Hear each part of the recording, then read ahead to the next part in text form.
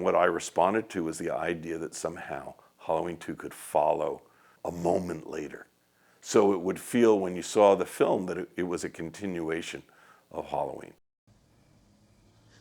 What's the boogeyman?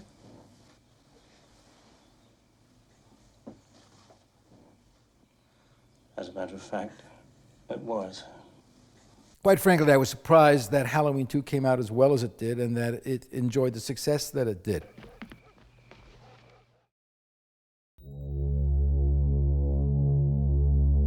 I thought it was sensational. I said, man, what are they doing a sequel for? You ain't gonna get better than that one. And I'm prejudiced, but I thought it was better. What's going on out here? Call the police! Tell the sheriff I shot him! I am so surprised at the cult following of Halloween 2, and it is the gift that keeps on giving. Been trick-or-treated to death tonight. You don't know what death is.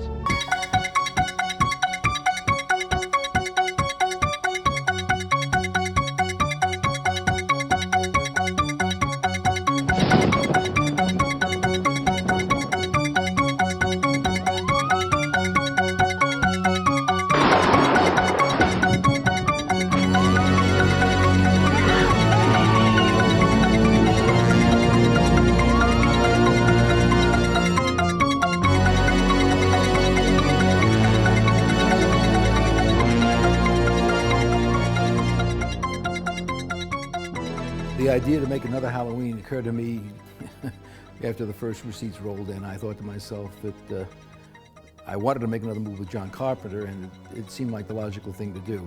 It really wasn't something that I had worked out in my head, but the seeds for it came pretty quick after the initial success. When the concept of Halloween 2 came along, nobody that I recall on the team was all that excited about the idea. We felt like we'd really done it with Halloween. That was an original, and we left it all out there on the court, so to speak. I talked to John Carpenter about it, but he had another idea. He wanted to do another picture as his follow-up. I guess he felt that Halloween 1 was a fluke, or if not that, I think he felt that he didn't want to repeat himself, and I respected him for that. He wanted to do a picture called The Fog. And I said, sure, let's do Fog. We'll do Fog first. Then we'll talk about Halloween 2. And we agreed to do that. You've got to remember this was an era where sequel was still a concept. It wasn't an everyday thing. I had to be in Cannes for the film festival, so I left for Cannes. And during the plane ride, I happened to be sitting next to Bob Ramey, who was an old friend of mine from Paramount days. Bob was now head of a company called Avco Embassy, and they kind of made low-budget pictures, but a bit cut above. They spent a little bit more money in. They wanted to know more about John Carpenter, and I said, yeah, we're going to do another movie with John Carpenter. We're going to do 2 more movies with him. We're going to do The Fog, and then we're going to do Halloween 2. Not long after, Bob Ramey at Embassy announced that he was going to do The Fog with John Carpenter. I was pretty upset. I was livid. I called Carpenter and I got nowhere with him. And I did the only thing I could at that point. I sued them both to settle the case. We agreed to let Carpenter do The Fog with Embassy, and we got the commitment for Halloween 2. Deborah Hill and John, as they did in Halloween 1, were the total creative forces behind Halloween 2. So it was sort of underwhelming and like, well, what do you want to do? But it was evident that the powers that be, who were in a position to do so, were gonna do it. That train was gonna leave the station. I was kind of the logical person to point to for the directing gig, and I was thrilled. It was just, yes, of course, that's a great opportunity, can't wait. So you can imagine my dismay when the script came back to me and I read it, and I just hated it. I personally was not too pleased with the script when I got it. It was pedestrian. It was predictable. It was a professional script. I just felt that they were abandoning the essence of the character. That Strode girl, that's Michael Myers' sister. It felt like everything that Halloween was not. Sort of the antithesis, where Halloween got it done with suggestion and shadows and true old school suspense technique. Somehow to me, Halloween 2 was summed up with that like hypodermic in the eyeball. It was just like, come on. The theater of the mind to me has always been something I really love, and I've used it. Halloween 1 was born of that idea, and my instructions to Carpenter, has been reported many, many times, was I don't want anyone to see any gore or violence or blood in the movie. Keep it to a minimum. I want it to be theater of the mind. I want people to supply the visual images, and Carpenter understood that perfectly, and therein lies the success of Halloween. John's thinking on the matter was very clear and simple. You can't argue with the fact that since Halloween got made and all these imitators, Friday the 13th and all the others came along, horror movies had changed. There was inflation involved in terms of violence and gore and what you saw on screen, to the point at which John felt like he was in a box. He could not do the same thing that Halloween had been doing. But I couldn't do it. I couldn't do it and really do the good job that would be expected with deep sincerity. So I felt horrible, but I withdrew from the project, and I felt doubly horrible because it was my friends, my crew, my pals.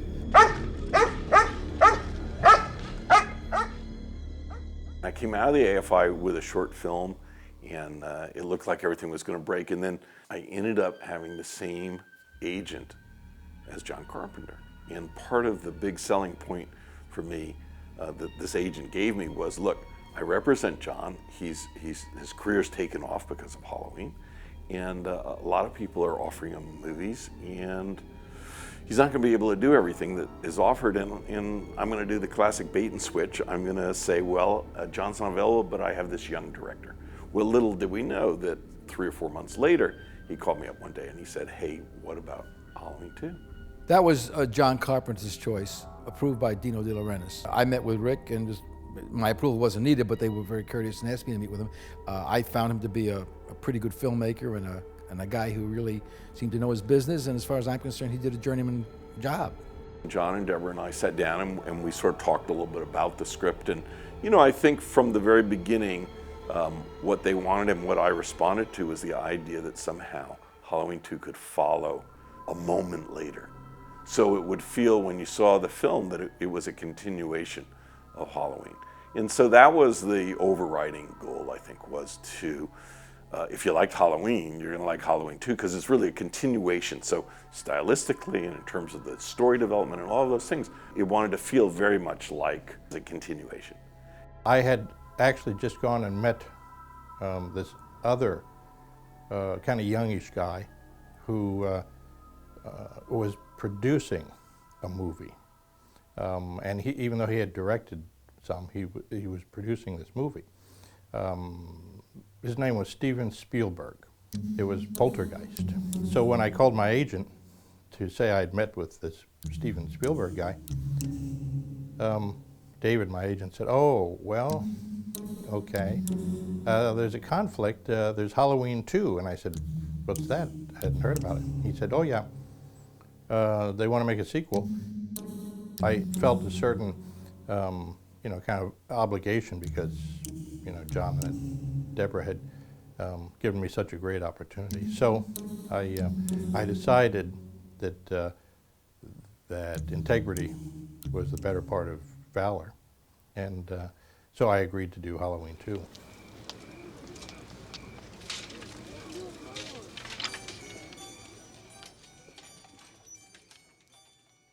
My first goal was to make it feel as much like the first one as possible, which meant very similar lighting and camera movement. And I really had watched that film a bunch of times, and there was a very fluid camera, and it was the early days of Steadicam, which was in those days called the Panaglide. We knew we were going to be shooting, the majority of the film in a hospital setting.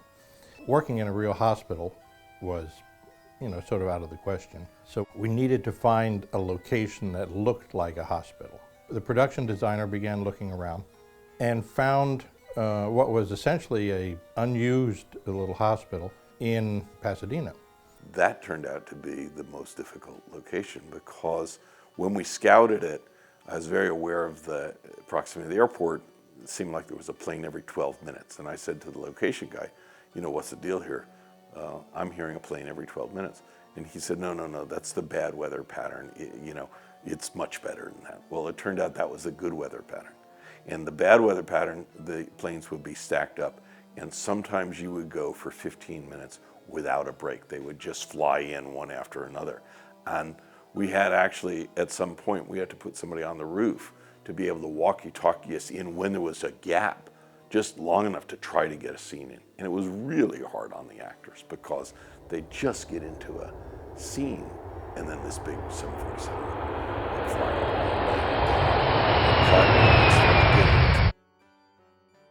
Rick didn't want a brightly lit hospital hallway because there's nothing scary about that. So it was a great experience to work in a location and try to find out ways to create the mood and style. Where's Dr. Mason? He's been at the country club. I think he's drunk. Oh, great. What have you got? Stab wound, left anterior chest, possibly penetrating, multiple Floyd contusions. Strode. Yeah, come on, let's go. Fracture right ankle. When I got hired to do Halloween 2, I was studying acting. Not to be an actor, but because it was the area I didn't really know a lot about. In my class, you know, it was a very interesting class. Tom Selleck was in it before anyone knew who he was, and Ted Danson and Michelle Pfeiffer. For me, directing my first film, I wanted to feel as much within my comfort zone, and one of the ways to do that was to work with people I knew. So when you look at this cast, there are a lot of people that I worked with. The opportunity came in that classroom because Leo, who was one of the actors, Gloria, Nancy, we were all in this class. And Rick just, took us on and said, let's do a film together. So it's, it's being in the right place. It's really working the craft as much as you can. Now you have to remember in those days that this type of movie was just kind of new and it didn't have a lot of cachet at the time. So it was sort of like, a B movie. My agent said you might not want to do it if you get it. Sorry. We worked pretty long hours. I mean, that movie was shot like a real movie. There was none of this, like, okay, 2 takes, we're moving on, 2 takes, we're moving on. There was just really the desire to make something together, to work as a team. We were all just really grateful to be on this set and to be doing this film because we all had seen the first one.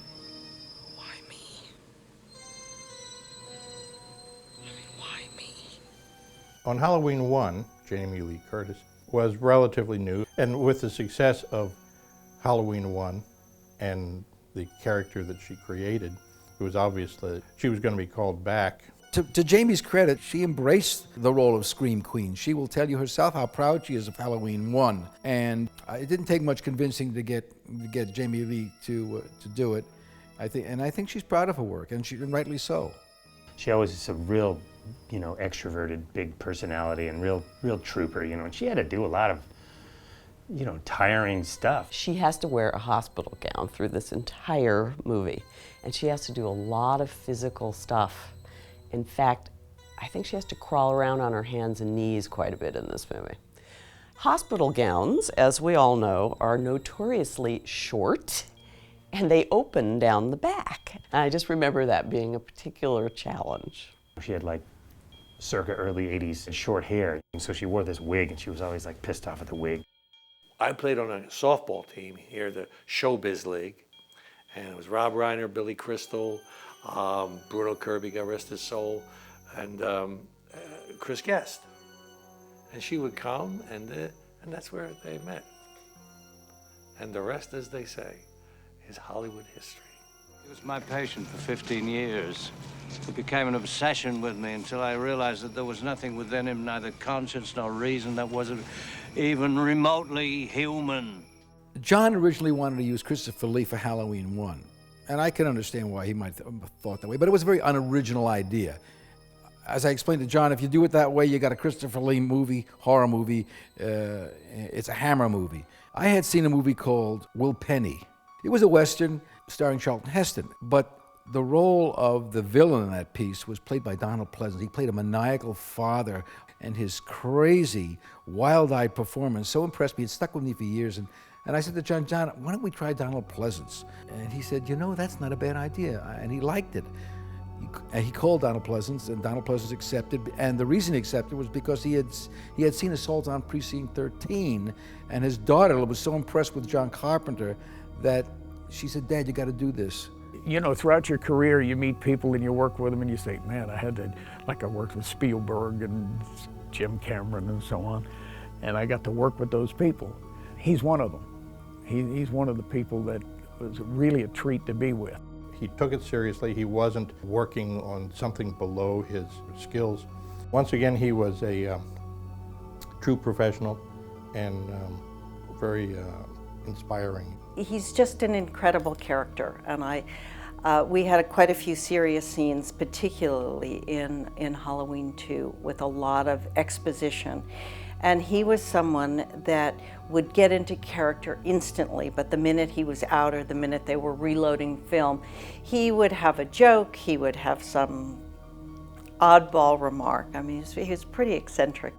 He didn't hang around and sit in the chair and rap with the guys. He was in the dressing room doing his lines, and when he walked on the set, he knew your part, his part, and you better get it right.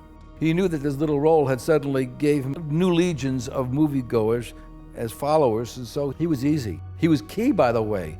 In my opinion, he was the glue that made the sequels possible. Marion Chambers with Dr. Loomis at the clinic. He's here. 10-4, unit calling, identify suspect. Michael Myers, just get your ass over here. John Carpenter and Deborah tended to use people over again. They like to have a little bit of a company. And I thought I would probably be in Halloween 2 because there were very few of us that survived Halloween 1. Marion Chambers was just an iconic character because she was this smoking nurse.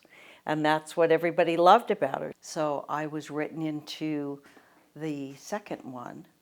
It was fun that she was sort of under protective coverage and nobody knew her identity, but Michael Myers found her.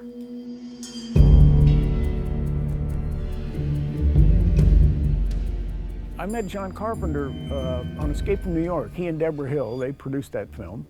And again, I was doubling Kurt Russell, and that was the reason that I was pushed onto them. When Escape finished, John went on preparing something else. It might have been The Thing, I'm not sure. But Deborah went to do Halloween 2, and she called me up and said, would you like the job as stunt coordinator? We'd love to have you. So I said, yeah. She said, well, you got to come in and meet the director. Well, that was okay. I was used to that anyway. So I went in and talked to her, and she said, go down and meet Rick. He's down at the end of the hall, Rick Rosenthal. So I started down this hallway and stopped, and I looked in this office, and there was just a desk, a chair, and this mask laying on the desk. So then I got the thing, and I put it on, and I walked to Rick Rosenthal's doorway, and I just stood there and looked at him. And he said, who are you? I didn't answer. He said, who the hell are you? And I kind of chuckled. I took the mask off and said, hi, I'm Dick Warlock. I'm here for the job of so-and-so. Well, come here and sit down. So I went over and sat down. We had our little meeting. I got up to leave, and I had the mask in my hand. And I turned back to him, and I said, is there any reason I can't play this guy? He kind of looked me up and down. He said, if Deborah doesn't care, I don't care. So that's how I got the job. And we just hit it off, and there was something about the way he moved, that he glided as Michael Myers. Now, I hadn't seen the first Halloween when I got the job for the 2. Knew a little bit about the character because of what Deborah had said. So I thought, well, I better watch this. So I watched this, and I really, in all honesty, with all due respect to the guys that did it, and I understand there were 5 different people did it in the first movie. So with all due respect to Nick Castle, I couldn't put it together, what the character should be like. It seemed like when I put the mask on, I went,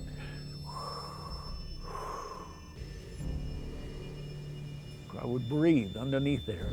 I felt it. I really felt it when I put it on and did it. Rick let me just do what I wanted to do. He would tell me, you know, you're going from point A to point B, but he never told me how to do it. And I understand that I got knocked by Deborah on one of the anniversary editions for never getting the walk down.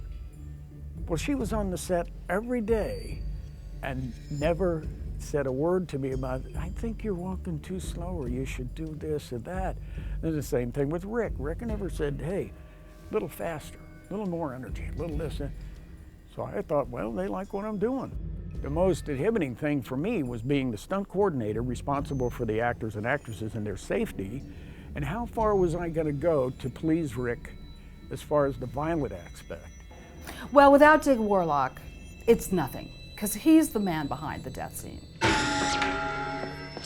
And he would take care of you, you know, and I think that's what you learn to find in a stuntman, to look for in a stuntman. Because as an actor, he's your link to safety. I know that you don't know me very well, but I just want to let you know that I'm not going to let anything happen to you. It was my first feature film. And I was like loaded with energy. I was like, I thought every take you had to like blast it out 100%, and because that's what you do on stage. You get it all fired up. I used to run out of frame all the time. I'd be like, you'd be like, Lance, you want to be in the movie? You got to stay in frame, because I was sort of trained as a theater actor, and I was always darting around the stage, and so I thought it was the same deal. I sort of tried to apply everything I learned from theater acting and film, and it's like, no. Keep that guy in frame!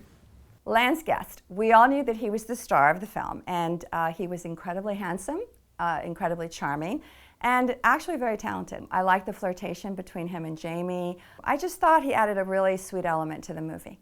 I mean, I'm 20 years old. I'm surrounded by all these like really beautiful women. So, it was not lost on me. Look, Jimmy, rule number one, never get involved with a patient. Nurses, that's another story. Bud was a guy that he was skating through life. He'd smoke his weed, he'd smoke, this and that. Ladies' man, or at least he fancied himself as one. He didn't do bad with Pamela Shoop, though. First things first, Deborah Hill, God rest her soul, she did not want me in that role no matter what. And her valid point in her mind was, this takes place in Middle America. Leo Rossi is an East Coast guy. His rhythms are East Coast. And it was like, oh man, I'm not going to get this. And Rick said, just be patient, be patient. And he never let up. He never let up. And in the end, he wore her down. And I got the role. We had a song that he wanted me to sing. And so the producer was there. He said, well, you can't have a song. You can't just pick a song. We'll have to pay the rights. And, they were conscious of the budget. And it was, she said, all right, pick one that's public domain. And it was Happy Birthday. No, that's not going to work. Happy Birthday.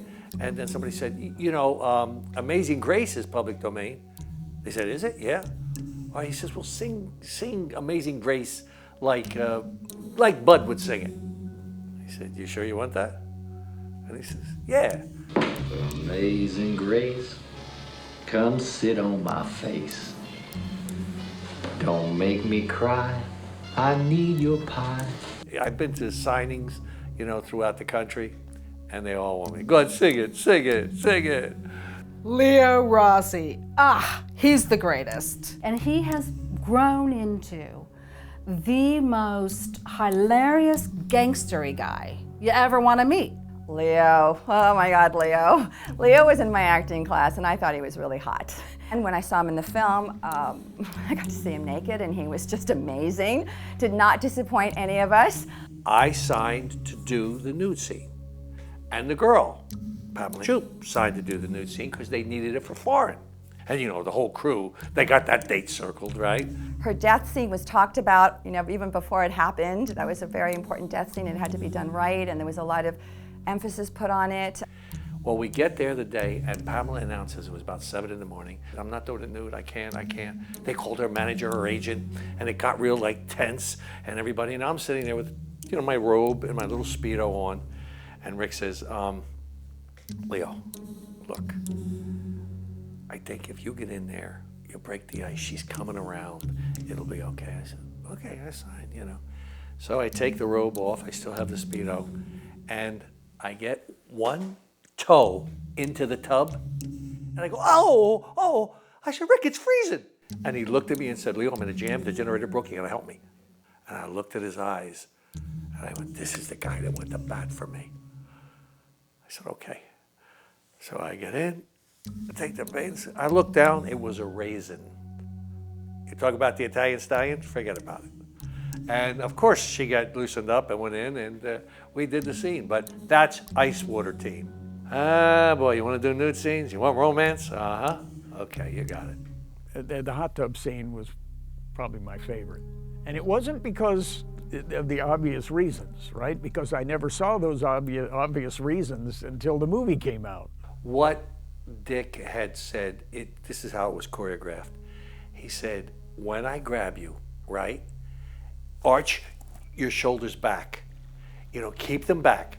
I'll give tug 1, tug 2, tug 3, as far as you can stretch them back, and then tug 4, let yourself just go completely loose. I'll cushion your fall as you go down. Top-notch stuntman, he was a stunt coordinator. He did it perfectly. Pamela Susan Shoup, I had to dunk her into the water, right? So I just talked to her. I said, what I'm going to do, sweetheart, is I'm going to put my hand on the back of your head, and when you're ready, I'll just apply a little pressure. When you're ready, we go down. When you're ready to come back up, you apply the pressure, and I bring you back up. And she was very happy with that. And so those are the things that I was concerned about as much as playing the character. Dr. Mixter, it's an emergency. My most vivid memory of shooting is that we were shooting my death scene where I get the needle in the eye. That was one of my favorites, the way Rick had me come out of the darkness. I liked that. I thought that was really eerie. That was a little different from anything else that had been done in the first one. It had a moment of kind of, and you could feel the audience in that moment of tension and suspense sort of go for it. And I'm very much of a method actress. So I really, really wanted to just collapse, you know, after the needle went in my eye. It was very important that I just collapse, like, you know, be completely dead at that moment. So we began to shoot the scene, and I'm shooting the scene, and I get really into it, and he puts this needle in my eye, and I collapse, and I hit the corner of the desk full on because somebody accidentally had forgotten to move the desk. So my eye is cut wide open, I'm totally bleeding, and I'm yelling, use it, use it, use it. And poor Rick goes, cut, we can't use it. I'm fighting him to use it because it was real blood, it was real gore. And so they ended up taking me to emergency room, and I have 11 stitches or 9 stitches in my eye. The cafeteria scene was shot after my death scene, so I already was scarred and puffy. So we had to just shoot it in an angle with a bunch of makeup on one side of my face. One of the sequences I thought was a little different is when Gloria Gifford as a nurse is discovered on the operating table. The way they did that scene was funny because they first created a pool, an actual pool, which was about, 8 foot by 8 foot, a bunch of like 2 by 6. And they put some plastic down, and then they just poured all this red liquid, and it was like basically a red swimming pool. It was like what they would have done if this was, a biblical epic, and the sea runs with blood. But we realized there's, 50 gallons worth of water, and nobody has 50 gallons of blood inside them, So at one point, I think it was Rick, it was like, wait a minute, this could not come out of a person's body. And so everybody's like, the guys have been, building it all day long, and they're like, they scrapped it, so we lost a whole day, and they just poured a bunch of blood on the floor, and they had a sort of a fake floor for me to hit. Spent a lot of time getting blood out of my hair. That was, My death scene, they had me in the Mary Poppins harness, the actual one with the wires. And it's painful because they press against you. Very bruised, very bruised. Then when we were done, Dick came up to me and he said, I'm gonna bump your pay. You're getting stunt pay today. I thought, huh? I did invent one thing in Halloween 2, a joke. And I said to Rick, I'm gonna put her in white hospital clogs, and when she dies, her shoes hit the floor. And I was like, yes.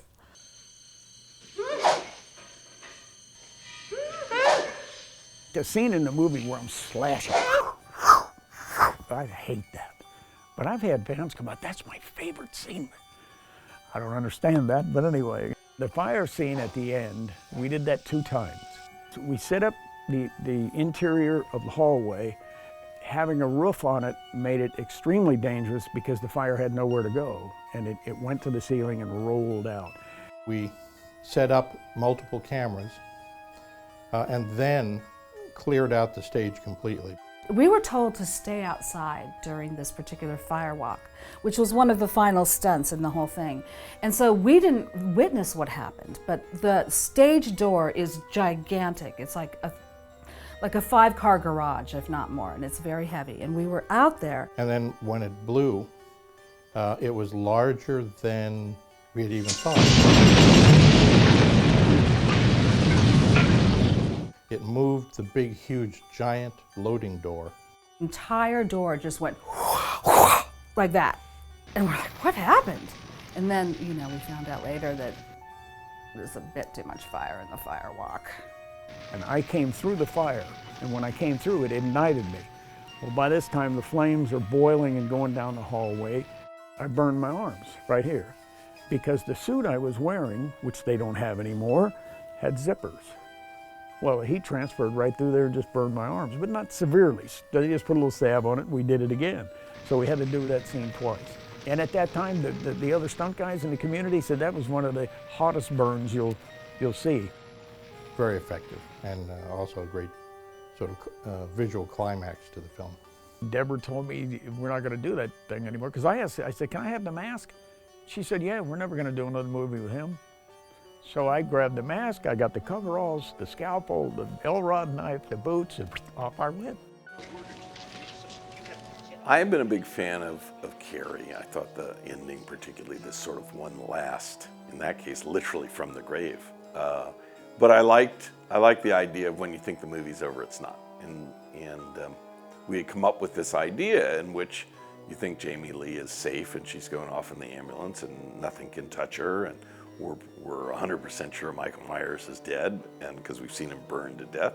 And but it'd be nice if there were one more twist. So we came up with this idea that Lance would sit up, and in that first moment, all you would see was the sheet, and there'd be just that one last little. They didn't really want to kill me off, and they wanted to maybe spin off some other thing if Jamie was going to do more movies. So I think they just didn't want to kill me off. So as far as I was concerned, I lived, and everything's going to be fine. I just got a bump on the head. Nobody said anything to me. I never knew until I saw the film that that had been cut. Oh, no me. Oh, okay. Does that mean I didn't even think that I died? I never even occurred to me that I died. I was like, oh well, they just cut that part out, but I'm still alive. And to this day, I don't know. Who made that decision? Was it a studio decision, a John decision, a Deborah decision, a Universal decision, a foreign decision, a Mustafa decision, a Dino decision? I think it was proper to sort of give her the last thing all by herself and, make it about her. It's not about me, it's about her. So I think it was proper. I think it was the right way to go. Well, Halloween 2 had a lot of cooks, a lot of chefs. I was hired to direct it, but we also had a director before me, John Carpenter, who had, because this felt like a continuation, in many ways he had a very strong opinion. And then Mustafa was the producer of record, but De Laurentiis was also the financier and also a producer. And there were times where they wouldn't agree on things. And so sometimes I was thrown out there, well, you show it to Dino, but don't forget there's certain things we really like that he isn't gonna like. And so I'll never forget when Dino saw it, early on there's a scene where a kid shows up outside the emergency room with his mom, and he's got a razor blade in the roof of his mouth, and Dino hated that. And I knew that John and Deborah really liked that. And Dino was like, oh, that's terrible, we need to take that out.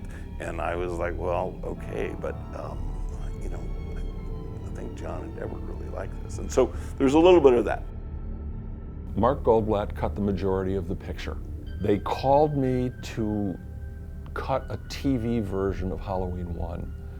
And I was in the next cutting room from where Mark and Rick Rosenthal were working. Deborah and John weren't happy with the director's cut. And they asked me if I would come in. They wanted fresh eyes on the picture. They asked me if I would come in and work on it with John over the weekend. And John and I went through the picture and cut about 14 minutes out of it. And John knew that he was going to write new scenes for the picture, and he wanted me to cut them. So there were a couple of additional scenes that were shot later on that were not in the original script that sort of raised the stakes and upped the ante and upped the body count. John showed up on the set and Rick wasn't there, and I thought, well, what's going on? And the reason that they did that is that nowhere in the movie did it explain how Michael knew that Laurie Strode had been taken to the hospital. So he comes out and he's laying out a shot where this child is supposed to walk down the road with the radio on explaining where Laurie had been taken. And he bumps into Michael Myers, and then Michael heads off to the hospital. Then he shot, I think, the burning mask at the end, and there was another kill that I made, which never made sense to me, but I walk across the neighbor's yard right after the opening, and this gal's talking on a telephone, and I hide in her house and they cut her throat. The style of the film evolved into a little bit more classically what's known today as a slasher movie. There was a bit more violence, but I thought it was rather well controlled, and by today's standards, quite tepid anyway. So I would say that, yes, they did jack it up a little bit, but nothing seriously different from the initial concept. I liked the picture, and I liked what John came up with to add into the picture. I think the scenes that John wrote amplified some character stuff, and we moved the picture along. It was pretty lean. You know, I think whenever a director directs a film, there are always factors. Filmmaking is not a pure art; it's a collaborative art. And you know, if you want to paint, you paint. If you want to sculpt, you sculpt. And those are single-person decision-making arts. But filmmaking is very much a group effort, a collective. And so, yeah, I mean, there's a sense of this auteurship, you know, that the director is the author of the film. And I think that's true when it's a personal story and it's autobiographical and the director's written the script and all of that. But, you know, there are times also when you're hired and you're hired to do a certain kind of job.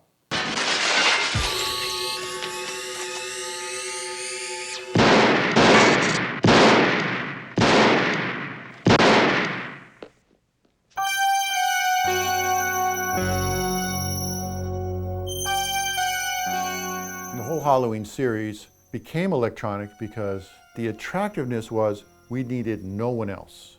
That was just one or two guys in a room, did the whole thing. There's no arrangers, there's no copyists, there's no scoring dates, there's no deadlines that we're going to spend $50,000 tomorrow in orchestra, we better be ready for 100 piece, etc. At the same time, John Carpenter, in his minimalist score, didn't require an orchestra. So what he was looking for in a person to work with is, one, somebody who had all the technology wired, because he never wanted to know about the technology. In fact, a couple times I tried to explain stuff to him, and he goes, I don't even want to know. That's your job. You know, make sure it's in tune, make sure the technology's there, make sure it's wired properly, make sure when you push record, it really gets recorded. Done. Technically, I received the 24, at the time, a 16 track of John's original score that he did with a fellow named Dan Wyman over at Sound Arts.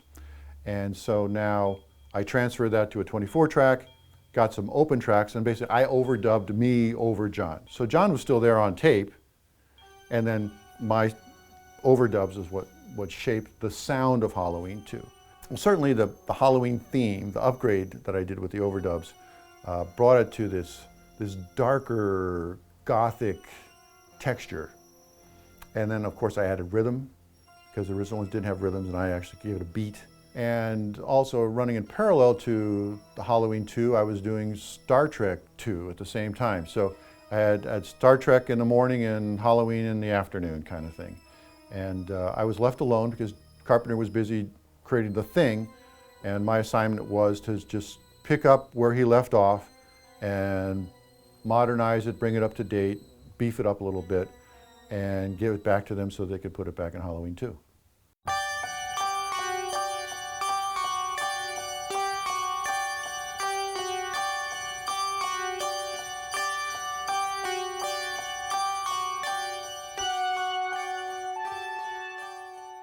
first time we saw the film done was at Universal, and it was a screening. And I had my parents come up. It was my first movie. And really what I remember the most, this is terrible. I said, "Daddy, did you like it?" And he said, little stiff. As far as I'm concerned, the film was pretty much Pavlovian. They tried to they tried to get the same emotions in the formulaic way that Halloween 1 did. The difference is that Halloween 1 was original and it was innovative and creative, and Halloween 2 was, by its very nature, imitative and pedestrian. The connection between Halloween 1 and all the sequels, in my opinion, is invalid. I look at Halloween 2 and say it was a great extension of the first one. Although, of course, it did have its own sort of standalone suspense. To me, the sequels always had a bad name, so I kind of expected it to be like not as good as the first one. But a lot of people really, they think it's good enough, and it has the same kind of kick. Halloween 1 is the iconic one, but also it was close enough to the Halloween 1 to be a valid sequel. Halloween 2 plays beautifully, and there were just wonderful, iconic scenes in it. I thought it was sensational. I said, man, what are they doing a sequel for? You ain't gonna get better than that one. And I'm prejudiced, but I thought it was better. I thought it had more gooses. Ooh, whoa, and all that. I had mixed feelings because the only thing I felt, other than I thought that everyone did a really, really good job, is something inside of me felt like a certain responsibility to the 11 and 12-year-olds that were going to go see it. It'll be okay. We'll play some games tonight. When I went to my first convention and I saw hundreds of people going around and saying, "Can I have your autograph, Mr. Warlock?" I was shocked, and I still am. So surprised at the cult following of Halloween 2. And it is the gift that keeps on giving. It wasn't an initial response. It really took about 20 years to coalesce. Suddenly with the internet is sort of, I think, gave a meeting place for a lot of people who were, I guess, harboring a lot of cultish feelings around Halloween 2 and the rest of them. It was kind of hard, quite frankly, to reproduce the magic of the first one. The originality and the speciality of the first one was something that comes along every so often in movies, and it was innovative and new and different. Quite frankly, I was surprised that Halloween 2 came out as well as it did and that it enjoyed the success that it did. These are not easy films to make because there are always factors, and maybe that's because the movie sort of lingers and goes on, the franchise continues.